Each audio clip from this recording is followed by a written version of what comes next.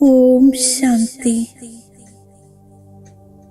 സെക്കൻഡിൽ അന്തർമുഖിയായി ഞാൻ സ്വയം തന്നെ കാണുന്നു. മസ്തകമധ്യത്തിൽ തിളങ്ങുന്ന ഞാൻ ഒരു ദിവ്യമണിയാകുന്നു. സർവസമർത്ഥ ശിവപിതാവിൻ്റെ സന്താനം. ഞാനൊരു സമർത്ഥാത്മാവാണ്. ബാബ നോളജ്ഫുള്ളാണ്. ഞാൻ മാസ്റ്റർ നോളജ്ഫുള്ളാകുന്നു. ഞാൻ നിശ്ചയ ബുദ്ധി ആത്മാവാണ്. എനിക്ക് ബാബയിലും സ്വയം തന്നിലും പരിവാരത്തിലും ഡ്രാമയിലും പൂർണ്ണ നിശ്ചയമുണ്ട്. ഞാൻ നിശ്ചയത്തോടെ പറയുന്നു, എൻ്റെ ബാബ, ഞാൻ ബാബയുടേതാണ്. ഒരു ബലം, ഒരു വിശ്വാസം. ഞാൻ ബാബയുടെ സർവ ഖജനാവിൻ്റെയും അധികാരം പ്രാപ്തി ചെയ്യുന്നു.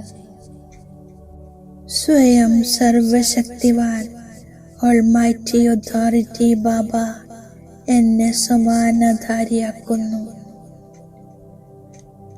ഞാൻ സർവശക്തിവാൻ ബാബയിലൂടെ സമാനധാരി, സ്വരാജ്യ അധികാരി, കോടികളിലും ചില ആത്മാവാണ്.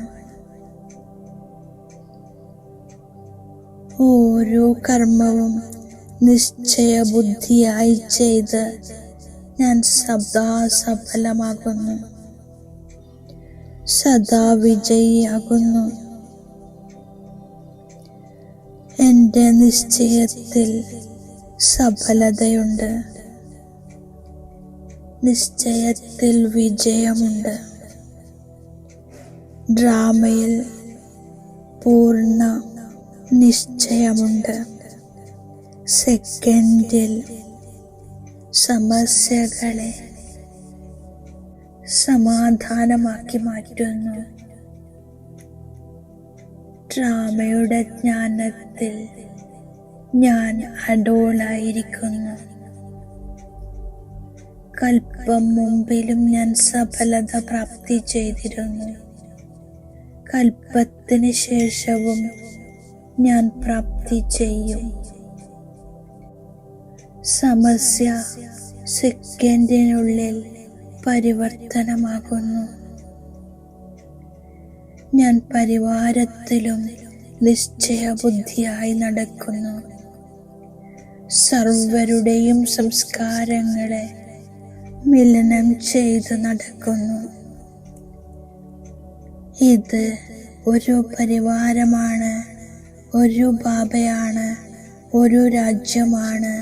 സദാ ഒന്നായി നടക്കണം. എത്ര വലിയ പരിവാരം, അത്രയും വലിയ ഹൃദയമുണ്ടാകണം. പരിവാരത്തിലിരുന്ന് സംസ്കാരമിലനം ചെയ്ത് ഓരോരുത്തരെയും കല്യാണത്തിൻ്റെ ഭാവനയോടെ, ഉയർന്ന ദൃഷ്ടിയോടെ കാണുന്നു. ബാപ്പ് സമാന സാക്ഷി സ്ഥിതിയിൽ സ്ഥിതമായി സദാ ഈ സ്മൃതിയിലിരിക്കുന്നു. ഒരേ ഒരു പരിവാരമാണ്. ഇത് ബാബയുടെ പരിവാരമാണ്. ബാബ ദൂരദേശത്തിൽ നിന്നും വന്ന് പുതിയ രാജ്യം സ്ഥാപിക്കുന്നു. ഞാനിപ്പോൾ സ്വർഗത്തിലേക്ക് യോഗ്യനാകുകയാണ്. ഞാൻ നിശ്ചയ ബുദ്ധി ആത്മാവാണ്. എനിക്ക് ബാബയിൽ ഉറച്ച നിശ്ചയമുണ്ട്. അതിനാൽ ഞാൻ കണ്ണടച്ച് ശ്രീമതം പാലിക്കുന്നു. നിശ്ചയ ബുദ്ധി ആത്മാക്കളുടെ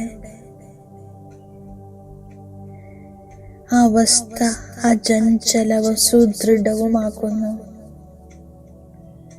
ഞാൻ ആത്മാ ഭൃഗുടി മധ്യത്തിൽ വസിക്കുന്നു. ഞാൻ അതിസൂക്ഷ്മമാണ്. ആത്മാവ് 84 ജന്മങ്ങളുടെ ചക്രം കറങ്ങി പതിതമായി മാറുന്നു. ഈ സമയം ആത്മാക്കളെ ശിവബാബ വന്ന് പഠിപ്പിക്കുന്നു. ആത്മാവ് അതിസൂക്ഷ്മമാണ്, അതുപോലെ പരമാത്മാവും അതിസൂക്ഷ്മമാണ്. ബാബ മനുഷ്യ സൃഷ്ടിയുടെ ബീജരൂപമാണ്. നോളജ്ഫുള്ളാണ്, സദാ ജ്ഞാനസാഗരമാണ്, പതിത പാവനനാണ്, സുഖസാഗരനും ആനന്ദസാഗരനുമാണ്.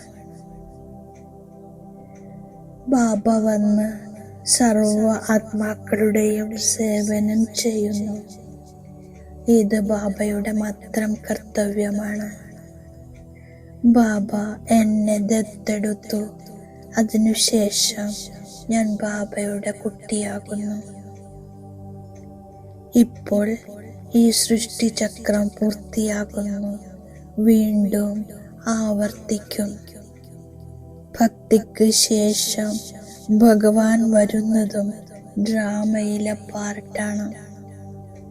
പരിധിയില്ലാത്ത ബാബയാണ് സർവ്വതും മനസ്സിലാക്കി തരുന്നത്. അപ്പോൾ തീർച്ചയായും സത്യം മാത്രമേ കേൾപ്പിക്കുകയുള്ളൂ. ശിവബാബയാണ് പഠിപ്പിക്കുന്നത്. ഉത്തരവാദിത്വം ശിവബാബയുടേതായിരിക്കും. നിശ്ചയത്തിലൂടെ വികർമ്മം വിനാശമാകും. അവസ്ഥ ഒന്നുകൂടി ഉറച്ചതായി മാറുന്നു. ശക്തിയും ലഭിക്കുന്നു. എല്ലാവരെയും സുഖധാമത്തിന്റെ അധികാരിയാക്കുന്നു എന്നത് കുട്ടികളുടെ കർത്തവ്യമാണ്. ആദ്യം ആത്മാവിൻ്റെയും പരമാത്മാവിൻ്റെയും പരിചയമാണ് കേൾപ്പിക്കേണ്ടത്. സേവനത്തിൽ എല്ലുകൾ നൽകണം. ഒരു കാര്യത്തിലും സംശയമുണ്ടാകരുത്. എല്ലാവർക്കും സേവനത്തിലൂടെ സുഖം കൊടുക്കണം. നിശ്ചയത്തിന്റെ ബലത്തിലൂടെ അവസ്ഥയെ ദൃഢമാക്കണം.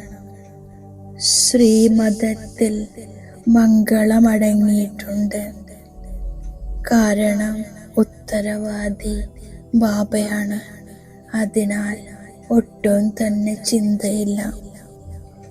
ഞാൻ ബാബ തന്നിരിക്കുന്ന വരദാനത്തിന്റെ സ്വരൂപമാകുന്നു. യോഗയുക്ത സ്ഥിതിയിലൂടെ കടുത്ത ബന്ധനങ്ങളെയും മറികടക്കുന്ന ബന്ധനമുക്തനാകുന്നു. സ്വയം വിവേകശാലിയായി കരുതി ശ്രീമതത്തിൽ ബുദ്ധിയെ കലർത്തുക അതിനെ അഭിമാനമാണെന്ന് പറയുന്നു. ജയപരാജയങ്ങൾ, നിന്ദാസ്തുതി ഇവയിൽ സമാന സ്ഥിതി ഉണ്ടാകുന്നു. അപ്പോൾ പറയാം സമ്പൂർണ്ണ ബന്ധനമുക്തമെന്ന്. ആദ്യം ചിന്തിക്കുക, പിന്നെ ചെയ്യുക. ഇതാണ് ജ്ഞാനിത്വ ആത്മാവിന്റെ ഗുണം. ഓം ശാന്തി.